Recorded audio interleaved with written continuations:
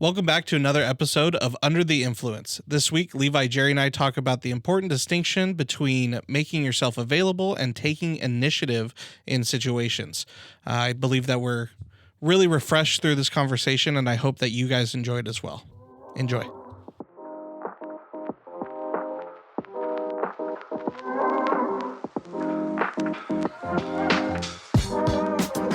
Today we're going to talk about something that, Levi and I were talking about, hey, what are we going to talk about on the podcast in the next week? And we were just kind of like, oh man, I don't know, trying to brainstorm it. We're talking about things that we've been studying lately or whatever it may be. And I brought up, where we had been in youth group lately, which is in Philippians, and just something that had been on my mind as a result of that. And it's in Philippians 4.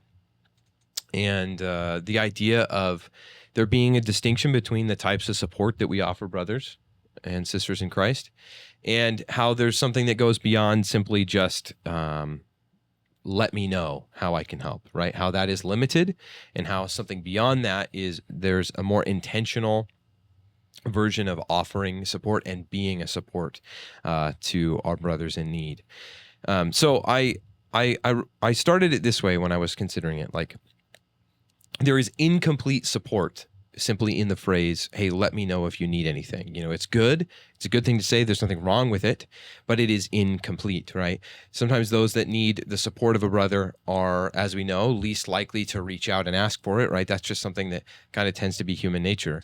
But I've just been spending a lot of time in thought about, like, there's just so much to it. Like, God demonstrates this for us as well, right? Like, he is a self-revealing God, and he initiates what we need by sending his son, and how we, as people, I think, kind of default to this sort of, hey, if you need help, let me know. And I've just been thinking a lot about that. And I guess maybe the way I thought about opening this up was like asking you guys, is that something that you find yourself defaulting to, or that you find people defaulting to? And if so, like, why do you think that is? Just being like, because we know we're, as Christians, like, supposed to be helpful and loving and supportive in the right ways, right? Not in what the world considers supportive, but, like, have you guys experienced that? Do you experience that yourself, like, being that way? Yeah, I think it's the easiest thing to do while being perceived as doing the right thing. It's right up there with sending thoughts and prayers. Yeah. It's like you want to do good, but you might not exactly know how, or you're trying not to overstep. So just let me know. I'll be here for you. You could have every intention of that, but I think it's just the easy thing to say in the moment, as opposed to maybe getting uncomfortable. Yeah, I think that's really key. It's really kind of, in a way, it's almost impossible to tell on the face of it whether it is actually meaningful and purposeful, or if it's just being said to be said. And then it's like being on the receiving end of that is like, is this somebody that I can actually go to, or are they just or am I not gonna be able to actually go to them at all? Mm-hmm. And so it's like, it can be like difficult to like maneuver that. Also, being on the other side of that, the incompleteness of it is like, as being somebody that has had people say that and been in times where like I like need something, I don't know what I need, so I don't know what I can ask for. So like, why do I go to them if they're going to provide something, but I don't know what I need them to provide or ask them to provide? So then it's like, why I can't go to them unless I already know that, because they clearly don't know what I need. You know what it feels like? You remember when you were a kid, you were afraid of the dark? It was like, okay, I'll leave the hallway light on for you. The let me know if you need anything is I'll leave the door open, but just a crack. I'm letting some light in there for you so you don't be scared, but it's not offering the most help. No. Yeah, if what's scaring you is the dark and light gets rid of it, and your dad's like, here's a sliver. Yeah. It's like, I'm still scared. A sliver doesn't get rid of the dark. And sometimes having like the smallest amount of light just accentuates how dark everything really is in the room.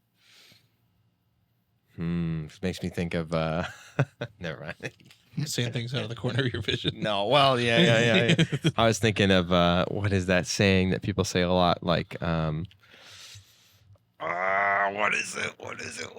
I can't remember. It's something like you can't know sunshine without rain or whatever. But where there's like some truth in that, but I couldn't remember it. It just sounded so much like that. I was like, oh man, put it on a Hobby Lobby mug. But it's true. You're right. Like you realize, because if it's total darkness, you have no comparison. Yeah. But when you have a sliver of light, you're like, oh no, I see what could be a monster. Yeah. In the closet. But like taking it back to this thing, like it's seeing that even if there is somebody that really desperately wants to be able to help you, and they say that, and then being the other person is like, well, also like in your time of need, like a lot of people are not the kind of people to cry for help in that time when they actually need something. And then like it can either, be, it like the person may not actually ask for the thing that they need in the time that they actually need it. And then, I think that's one way the enemy attacks us, is making us feel bad for needing help. Yeah. Oh, yeah, for sure. Like feeling unnecessary guilt is a thing that he's a master of, right? Putting, one example of that too is like you said, making us feel guilty for the things that we need help with. And that's kind of like attacking our pride, right? And then also, another way he does that too is like making us feel guilty about things that God has already forgiven, right? And we're not living in that forgiveness when we do that, when we keep experiencing the guilt and shame over those things. And so, I totally agree. He's an expert at that. He loves to do that. It seems to make him quite happy. Or there can be a love of pride where it's like, well, I can still manage. Mm-hmm. And then it's like calling that favor in can feel like, well, now I'm just accepting charity rather than, being able to get through the thing. And then I only really fail if I actually have to ask for help. And then, you're not allowing that other person to help you, and you're not being helped. So it's just like a lose, lose, lose all the way around. Mm-hmm. Yeah, because there's inherently nothing wrong with accepting charity, right? That's because we're supposed to be charitable. And if as brothers we don't then accept the charity of our brother, then we're stopping them from being charitable, right? And I've struggled with that for a long time, more so before now. But it's like I think that's such a intrinsically male thing too, is really struggling with accepting the charity of others. But I was thinking, like starting this off with why do we think that people tend to default into this? And I, right off the bat, there was a few things said, like Jarrett, you had said, because it's like the easiest form, right? The easiest form of being perceived as though we're doing the right thing, with also like hedging our bets and feeling like maybe we don't actually have to follow through with it. Mm-hmm. And so I think I think that that's so true, because when we consider, the love that we're supposed to show for our brothers and sisters is supposed to be the same love that Christ has shown for us. And he steps in to begin with, steps into the world and demonstrates great love by serving and doing incredible things. But in its fullness, like he steps in and shows great love by paying the price that we owe. And that's not something where he's like hedging his bets or whatever. Like he's doing that and he's going all the way to pay that full price. And he doesn't just show up and say like, hey, if you guys want me to, I will die on a cross for your sins. Yeah. Let me know if you have any sins you want me to redeem. Yeah, exactly. And so like we are not loving like Christ if we are choosing to be like, hey, now all this, we're going to hit it with something else afterward, which is like there's a version of availability, which is essentially what we're talking about. This is good. But like, if that's what we're doing, we're just saying, hey, I'm available when you need, and we're doing it because that's the expedient and easy thing, then that's wrong. Or And if that's the only thing we're ever doing. yeah. Yeah. Yeah. Well, I mean, if it's, yeah. Yeah. Yeah. Because I think it would only be it would be the only thing we're ever doing if we're choosing it because it's expedient, right? And we don't actually want to do the other thing, right? I was trying to think, I guess, is there a world where like you're only ever able to do that? But I don't know. I haven't thought about it. I think a lot of it also comes from just avoiding the uncomfortability of it, because there's uncomfortability on both sides. Because if you're offering your help, you then need the person to tell you what they need help with. Yeah. And us as humans, especially as men, have such issues saying where we're falling short. So now you have to tell someone. It's the same thing with sin. Like when you're struggling in sin, you're supposed to tell people, but so many of us don't because there's shame in that. So I think it's a way to avoid the uncomfortability of figuring out where someone is struggling. You're in a way saving them from having to say it out loud. And then you're saving yourself from having to then deal with any emotions or after effects of finding out what that is. Yeah, I think that's a great point. I think when we consider like there's a version of this, it's like we're just kind of making a distinction between, I said the word availability earlier, like availability versus initiative, right? And if you're just simply available, then being like taking initiative is where you like building off something Levi said earlier too, when he was saying like, how do you know if you need help and you're going to go to somebody if you can actually trust them that they'll be able to back it up? Like by you taking an initiative and showing love in that way, you're also showing people that they can trust you to come to you, right? Like, and we see that with Jesus. Now he doesn't owe us that, but he does make himself like take initiative and demonstrate love to us and do these great things and in out of love for us. And we look to those things now as, oh my goodness, those are evidences for the fact that I can trust him in the future as well. And so for us to mimic that by demonstrating love in that way, I want to read Philippians 4:10 because this is just the verse where we got this topic idea from, where it says, Paul is writing to the Philippians and says, I have great joy in the Lord because now at last you have again expressed your concern for me. Now I know you were concerned before, but had no opportunity to do anything. And then Philippians 4:14 also says, nevertheless, you did well to share with me in my trouble. I'll read all of it actually. So sorry, after verse 10. So I have great joy in the Lord because now at last you again expressed your concern for me. Now I know you were concerned before, but had no opportunity to do anything. I'm not saying this because I'm in need, for I've learned to be content in any circumstance. I've experienced times of need and times of abundance. In any and every circumstance, I've learned the secret of contentment, whether I go satisfied or hungry. I have plenty or nothing. I'm able to do all things through the one who strengthens me. Nevertheless, you did well to share with me in my trouble. I like that section is bookended by him saying he has great joy because they demonstrated that they care about him, that they are concerned about him. And then it ends there again, so he's like affirming in them their right action and what they're doing, the type of love that they're demonstrating. And then it's bookended again by him doing that. Nevertheless, you did well to share in my trouble. But that bookend, when it says nevertheless, like we have to consider what's in the middle there. And what's in the middle there is contentment, like saying, I have all that I need because I have Jesus. And so I had been thinking a lot about how Jesus invites us into being a part of the experience of knowing him, which is joy in the Lord, right? That we all have as believers. And this experience of joy, like we get to be a part of that.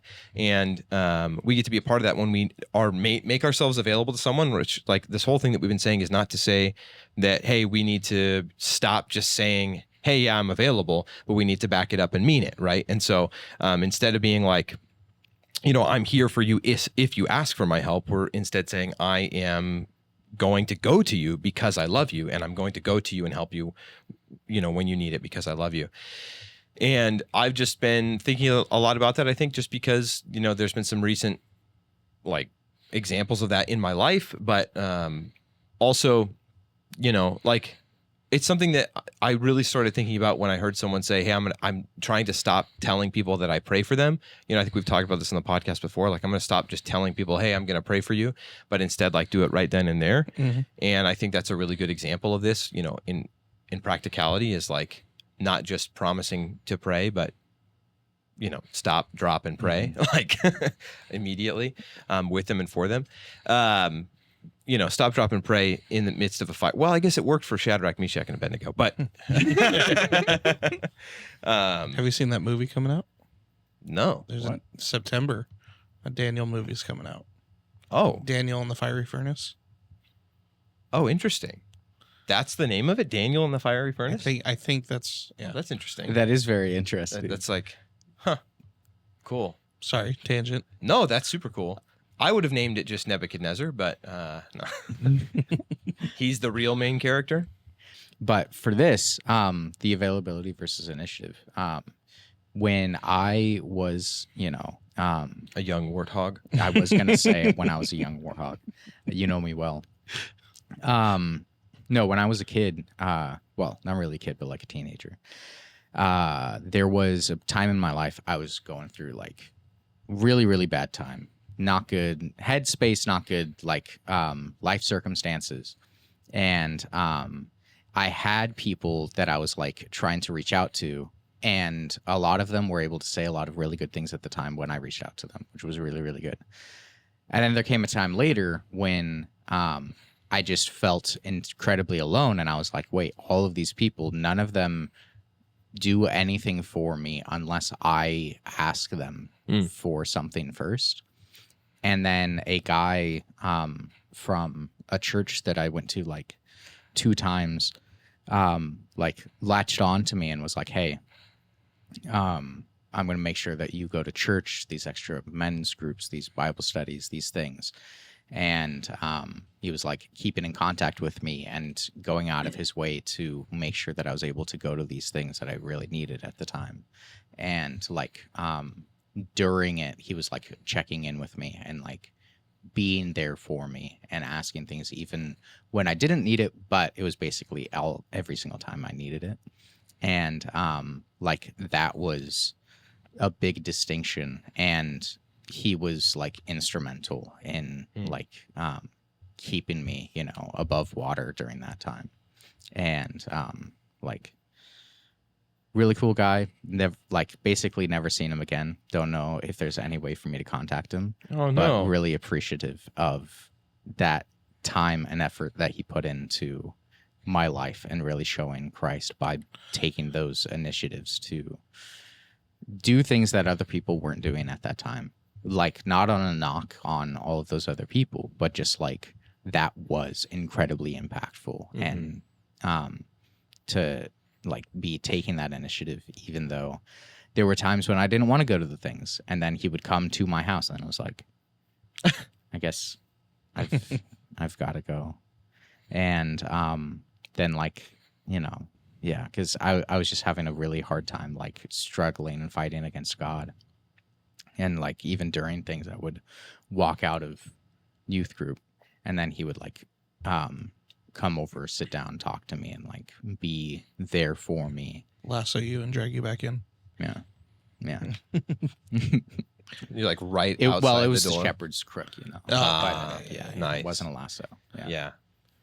I think you can tell there's a drastic difference in the success rate between the two also. And just from my personal experiences, one of the biggest ones in my life was I able to get clean from you guys saying, hey, you making good choices? When you're ready. You need to talk about anything? Hey, do you think that friend group's good for you? As opposed to you getting everyone together, sitting down and be like, hey, this ends now. There's punishments if you don't, but we're going to be here. We're going to stick by you, and we're going to do this together. Like, I think there's showing that love and compassion, even if it's blunt or harsh.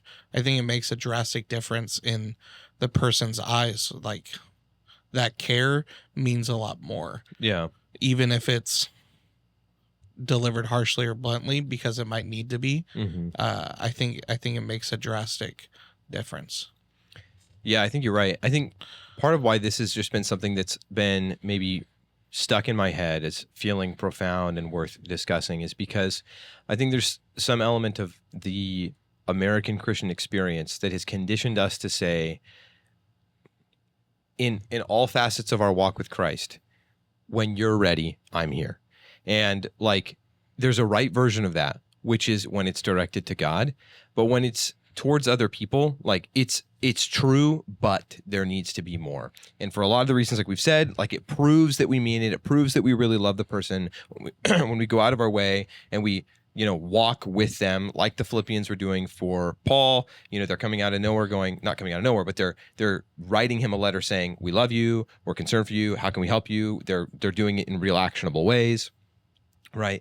But for us, also, if everything in our life is informed by the gospel, like I think there's a huge part of the American Christian experience that is like, well, don't like shut up about the gospel and don't proselytize to people around you unless they ask for it, which a lot of our life, people don't ask for it. And there's so many people that have come to know Christ that didn't ask for someone to share the gospel with them, but they needed it.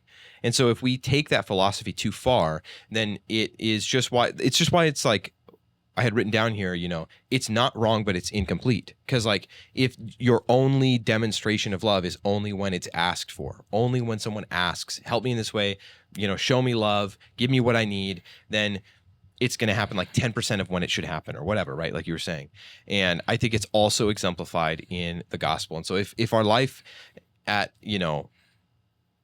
the end of everything, what we're supposed to be doing is being a witness for God, then it applies to not just the relationships, like we started this conversation with, or the relationships we have within the church, but it also applies to the relationship we have with unbelievers, because we should be going out of our way to look for opportunities to say, hey, to love them, so to serve them, to be friends to them, to build a relationship with them, and to share the gospel, because that is what they need. And so it is most loving towards them for us to go out of our way and to be even like to be persuasive with it, right? To do so in an excellent way, do all the things that we do and do them for the glory of God. So do the right thing and do it well.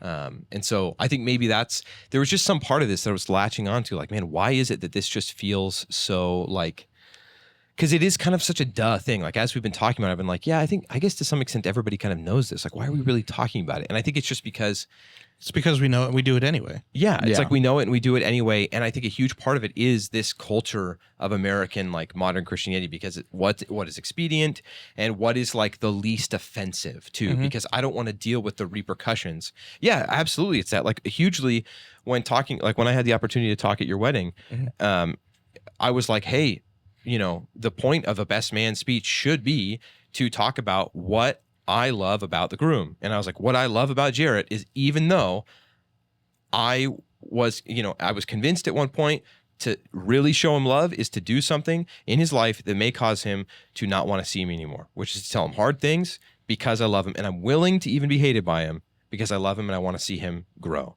And it's like, what I noticed that I loved about Jarrett is that he received that well.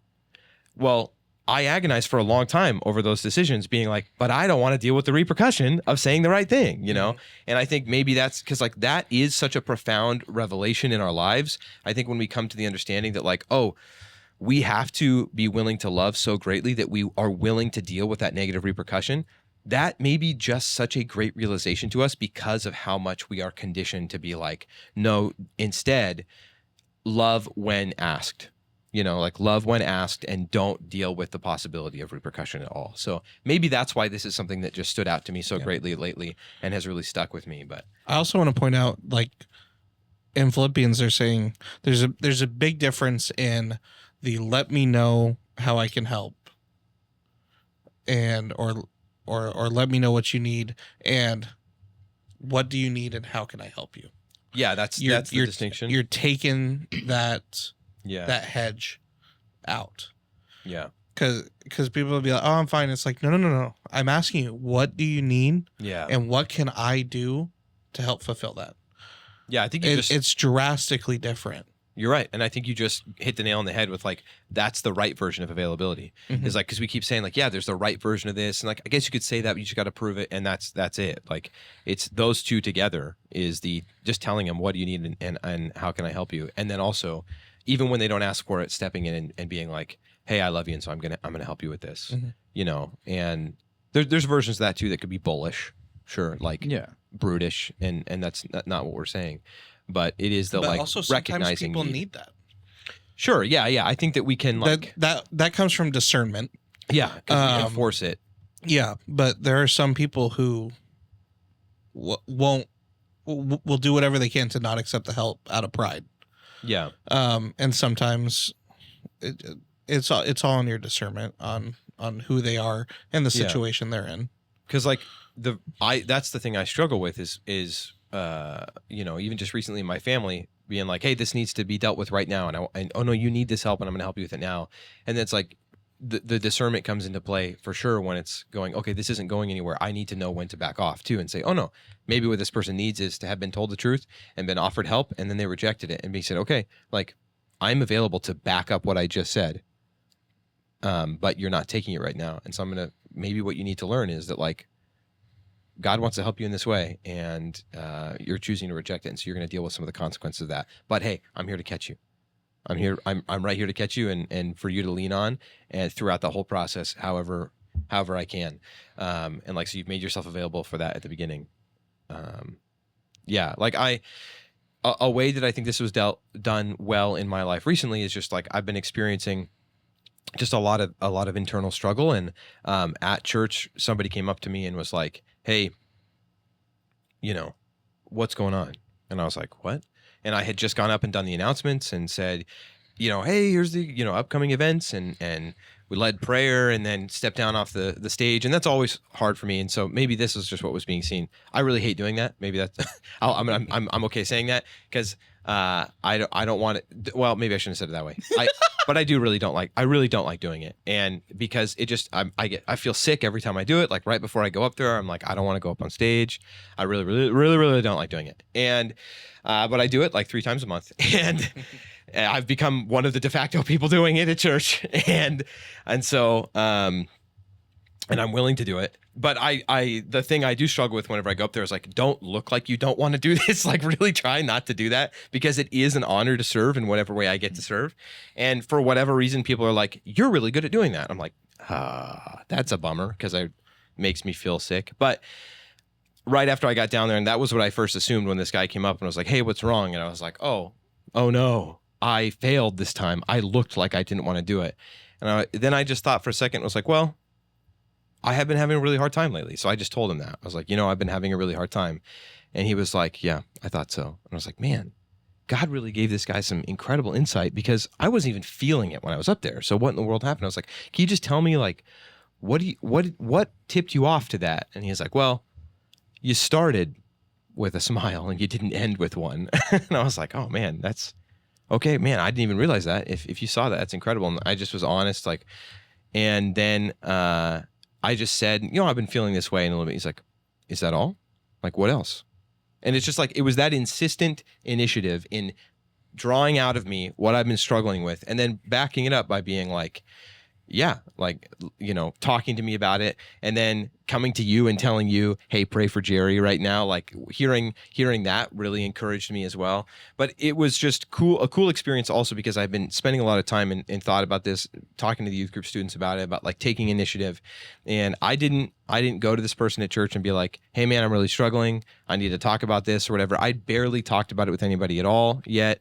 And then it just was a reminder that God also does that. Like he takes the initiative in supporting us through using the people in the church. And so, you know, if it's our responsibility to be a witness for Christ and to do God's good will in, especially within the church, but in the world, then like that is something that we are supposed to do, like to mimic and replicate his love by going to people and just saying, dude, let me help you. Like, I want to help you, and make ourselves available in that way.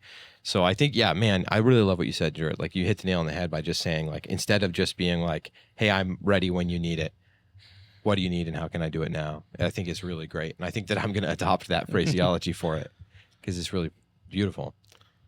I liked when you're talking about family too, because in my head, you flipped my hallway door analogy into a good thing. Oh, really? Like I didn't need to. being there and then having the discernment to be like, okay, I can back away. Oh. So they're saying, you know, get out of my room, I'm playing Minecraft. And you leave that open a crack, but now you can go back and you can open it up a little more. Hey, are you ready? You leave that crack. You can always go back and open up more. And I think every time that check-in happens, that crack gets a little bit bigger. Yeah. Yeah. And another huge thing is that, like, a lot of the time in situations, people just need somebody there with them to talk to them, listen to them, to hear them out, to cry with them. Like, that's what they need, and they may not realize that that's the thing that they need. And, like, you don't have to be able to actually have the solution, be able to work them out of whatever situation that they find themselves in currently. Just being there and being that, like, being able to speak Christ into their life and, like, showing that love and compassion and being there in the moment as just a person, and to have that relationship with them and to help carry their burden, even if it's not like physically carrying it, but like emotionally or in any way that's like there. That's something that's huge. It's huge to have someone to be vulnerable with. Yeah, I think a huge part of why I wanted also for us to talk about this is because I think that, like you were saying at the beginning, you know, it's a temptation to fall into what is the easy version of this. So I think for us, like, the application in all of it is, again, you know, we've talked about this before, but like, be manly, and being manly means being zealous in the right ways, being brave and courageous in the right ways. And so if it is a temptation to do the easy thing and avoid even the confrontation of the awkwardness of, oh, hey, I want to offer you this help and you're rejecting it, right? Then grow up. And like, we should grow up and be willing to endure that. And I love the way, I think it says it essentially very much like that in Romans 12. You know, the pericope just above it is conduct and love, you know, and it's preceded by verse 9, which says, love must be without hypocrisy, abhor what is evil and cling to what is good. And then starting in verse 10 through verse 13 says, be devoted to one another with mutual love. Like, you're demonstrating that devotion by going out of your way to say, hey, I love you, let me help you in this way. You know, what do you need? Let me do it right now. Showing eagerness in honoring one another. Like, the words being used here almost denote like this competitive nature in the way that we love one another almost, right? Verse 11, do not lag in zeal, be enthusiastic in spirit, serve the Lord. Rejoice in hope, endure in suffering, persist in prayer, contribute to the needs of the saints, and pursue hospitality. So I just think I think it's really easy to even grow kind of slothful and lazy in the way that we love. And it's like, oh yeah, I'm still being loving and serving people when they ask for it. But our lives should be demonstrating love by going out and pursuing it. Like, be devoted to one another with mutual love, showing eagerness in honoring one another. You know, all of this it's a lot of initiative. And so I think as men, we should be showing initiative in the way that we love. And I think it's really easy for me. Maybe it's just me. It's really easy for me to fall into a rhythm of being like, tell me what you need, like just waiting for people to tell me what they need and then doing that. But I've been really trying to practice in all areas of my life, just taking initiative. And because I don't think it's wrong to be a servant, we should be servants. And that's something that came somewhat naturally to me growing up, in good ways and in bad ways. And I think one of those bad ways is not taking initiative. When I was in Egypt, I was confronted with like this ministry that I'm the director of. I've been treating it like it's Matt's baby and that I'm carrying it, and I don't want to mess it up by trying to do the things that I think are right, but I'm just going to trust that Matt knew what was right and just keep doing those things. But eventually it's like we're running out of things that we're supposed to be doing to some extent. Like we're doing some of the same things, and not because they were bad when he started in that way, but he didn't intend. And, you know, it's not like God intended either for, oh, this is what this ministry started as, and it's going to stay that way forever. You know, we should be pushing forward and have a vision for what we're pushing this ministry towards. And that vision should be aligned with God's will. And I remember I was like, man, that's something that I really struggle with. So maybe I shouldn't be running this. And I prayed a lot. I had been praying already. And while in Egypt, it was like, boom, God gave me some insight, seeing these other ministries that were involved in this movement and being like, this is a direction that I can move this ministry in. And I was really scared, but I was thinking like, man, it doesn't matter. Like God's put me in a leadership position, and a huge part of leading, which is the part that I think God just made me hardwired to do, is just like turning and looking at the people, whether below me in position or next to me or above me, and just being like, what can I do for you? But God's like, no, man, lead by initiative and love by initiative, and step out and step into those places with people and stand alongside them and walk with them and all of that. And so, yeah, I think this is just something that I was thinking about, because I think it's just a real temptation for me, is to just like stop and spin my wheels and turning next to me and behind me and looking ahead of me and just asking like, what do you guys want? What do you want? What do you want? But God does call us to be eager and devoted, and showing eagerness in the way we honor one another. And man, if that's the life that you lead, wow, like what a way to be a servant. Like, oh no, I'm coming to you to serve you, not just like resting here. Like, oh, you need that done? Sure. And that's good too. Like people are going to come to you as well while you're in the midst of doing things. Be ready and willing to serve, but man, show an eagerness for it. And I think that I've just, gotten to a point in my life where I'm really struggling with that. And this is something that I need to remember, and I need to meditate on every day. It's like, maybe I wake up and think like, how do I seek opportunities to bring honor and love to those that God puts before me today, instead of just, oh, God made it obvious, so that's what I'm going to do. But seek it. And taking that initiative, God will use you in those things. Yeah. Like we're called not to be slothful. And a thing that comes to my mind is when Jonathan and his shield bearer, there's this moment that Jonathan's like, okay, we're gonna, or is it Jonathan and David? Oh no. I thought that it was Jonathan, but I have to figure this out before I can tell the rest of it. Maybe I don't have to. But I don't even know how to search it up. But there's this part.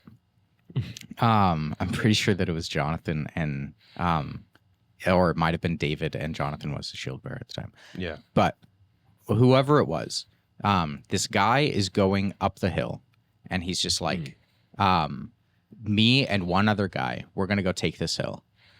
And they're like, okay. And he like turns to the shield bearer, because they're going against the Saul's orders. You were right. It is Jonathan and his shield bearer, I'm pretty sure. 1 Samuel 14. Okay, cool. I searched it for you. So Saul is like, hey, we're all going to sit in this camp. And then Jonathan is like, no, God's handed these people over to us. Like, we are in the right here, and we should go and take the initiative. So I'm going to go take this hill. Are you coming with me? Mm-hmm. Yeah. And then they go, and they're like, okay. And I can't remember the exact circumstance of how it came out, but he's just like, I don't know if this is exactly what God wants me to do, but God, give me the sign that when I go up that hill, that when they say something to me, that they will have this response. And if it's this response, then they praise God, because that means that they have fallen into my hands. But if they act in this other way, then I know that it was all for naught. But God, I'm trusting in you that this is the right thing that I'm going to be doing, and I'm placing everything at your feet. Goes up the hill, and then those two guys rout off. Like a ton of guys take over an entire outpost, and it's huge. And Saul's like, what's going on? And it's like, Jonathan went out and did this thing. And it's just like, oh, whoa, like we can actually do something in this situation. And it's because he took the initiative to act in doing something that he thought was right, believing in God, that God is going to make use of it. And there was, his shield bearer is also along the way. And it's like, yes, I will back you up in this thing. So we can see both types, where the shield bearer is available to anything that Jonathan needs. And Jonathan is taking the initiative in doing the things that he thinks that should be done. And when it comes to these situations, like if you think that somebody is having an issue, struggling in any conceivable way, and if you don't do anything and wait for them to come to you, well, we're like, they might come to you. But if we take the initiative and we go to them and are like, hey, I want to do this thing for you. I want to do that thing for you. I just want to talk to you and see where you are, and coming to you. And then like, I'm going to consistently come to you because I know that you're struggling with something. Then God will use you. And like, I've seen it happen where I'm just like, I just get a thought about somebody and I've called them up. And then it was like, this is something that I had just been praying that I needed to hear. And I was like, it wasn't some like voice in the sky telling me to go do this thing. It was just a thought. And I was like, and I'm just going to take action and trying to do the right thing more often. And I didn't even think that this was something that this other person was, that there was even an issue here. And then it was like huge, and I got to see God work, and God used me to do it in something that I wasn't even expecting God to be even involved in. It was like something innocuous, I felt, but I did have to take the initiative. There wasn't anything else that was going on. And like, God will use you if you do step out in faith to help other people. Because like, he's called us to be his ambassadors. He's called us to be his witnesses, and he's called us to be his representatives. And we are, if we're the image bearers of God, and we are indwelled with the Holy Spirit, and that is who we have been called and brought up to be, then doing the right thing in initiative, like taking that initiative in things, God is going to use those things for good things. And like, the other thing is, it's really scary because it's so like the what if. Well, we already know that God uses all things for the good of those who love him. So even if we do take a step out in faith to somebody and it all goes completely awry, it doesn't like, it's seemingly worthless, fruitless thing, you may have planted or watered a seed that you may never get to see. That's a good like point. Doing good and not seeing a good outcome from it does not mean that the good thing that you did was bad. Like, doing good is still doing good. Yeah. And if you have, like, if you've got these right intentions going into it, and you're praying and believing that the things that you are doing are good, and it's not like directly a sinful thing that you're doing, like, God is going to use that in some way, even if you never get to see it. Like, that's the other like part of it. But if you are acting in initiative, like, I believe that you will see God at work and God use you. Yeah, the way I've tried to look at it that's really helped me is to say, you know, God, I'm doing my best to do what's right here, but I know that all that you do is right, and so I'm gonna, you know, and I when you brought it, I'm glad you brought up that story, because that's like what Jonathan is doing there, saying, I think this is what we're supposed to do, and I trust that God will show me if it's not. And the thing that I've tried to do in my life is, and I really put this into these words when, and into this prayer, like when I was pursuing Perry and dating her and trying to make sure that that was the right thing to do. It was like, God, I think that she is a woman that seeks to glorify you with her life, and I think that she would be a great wife and a godly wife and a godly mother. And so I'm going to take steps in that direction. Like, I'm going to take initiative on that. And God, I just trust that if this is not right, that you'll tell me. And what I'm preparing my heart for now is, God, if it's not right, I am choosing now obedience in your correction. So like, you correct me and say that, nope, this is not right, and go do this instead. I'm choosing now, I'm committing to you to be obedient. And so in that way, I'm committing my future to you. Which is our theme verse, Psalm 37, 5 and 6, right? Which I should have pulled up, but I don't. But like, I think that hugely, like what you're saying that was really sticking out to me was the ways that Jonathan is saying, hey, and so I think all of this topic was really just building to like take initiative and commit to doing things for the Lord. And be ready and willing to be corrected as well. And one way that we can take initiative is in the way that we support one another too. Because like we started talking about all these other ways we can take initiative too, which is really cool. And so I think overall it's like, maybe it's all of this is to say, as Christian men, take some stinking initiative. Mhm. Like, don't just coast through life and expect all these things to be handed to you that are right things, but instead go and seek in eagerness and chase doing the right thing and commit humility to the Lord and be ready and willing for him to correct you to do what he actually wants if you're wrong. And it doesn't mean like running out in the street like, I might be sinning. I don't know. God will tell me. But instead, being ready and willing. But I think that's a good thing that we can tell you guys going out through this week. You know, if you have that thought cross your mind, stop for a moment, call that person, you know, see how they're doing. Why they cross your mind, bring that up, let them know. Like, if you catch yourself in the let me know moments, pause and be direct with it. And then let us know in the Discord or in the comments how that went. What you saw from that and how you felt from that.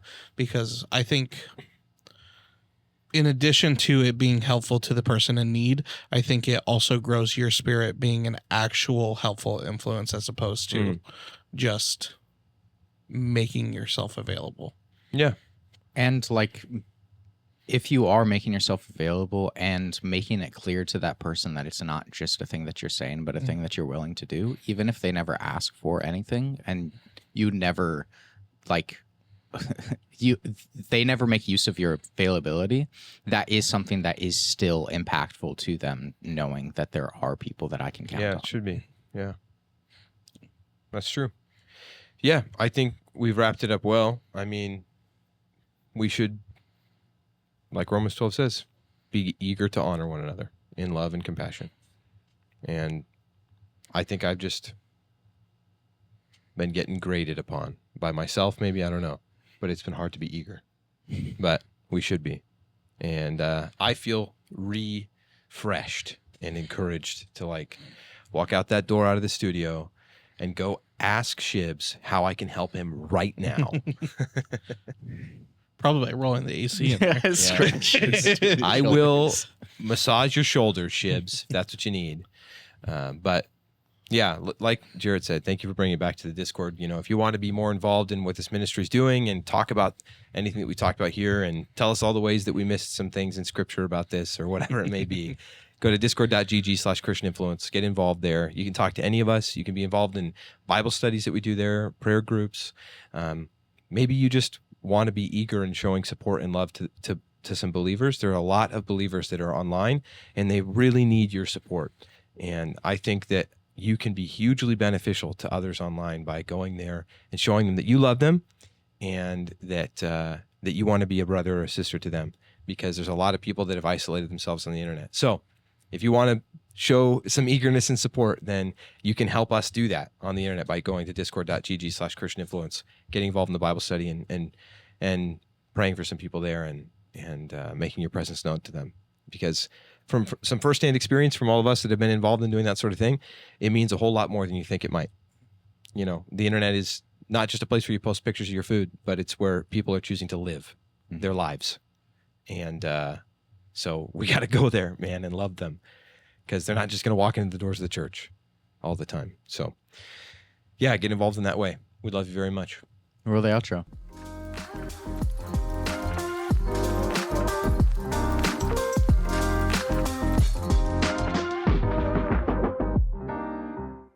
That's a good one.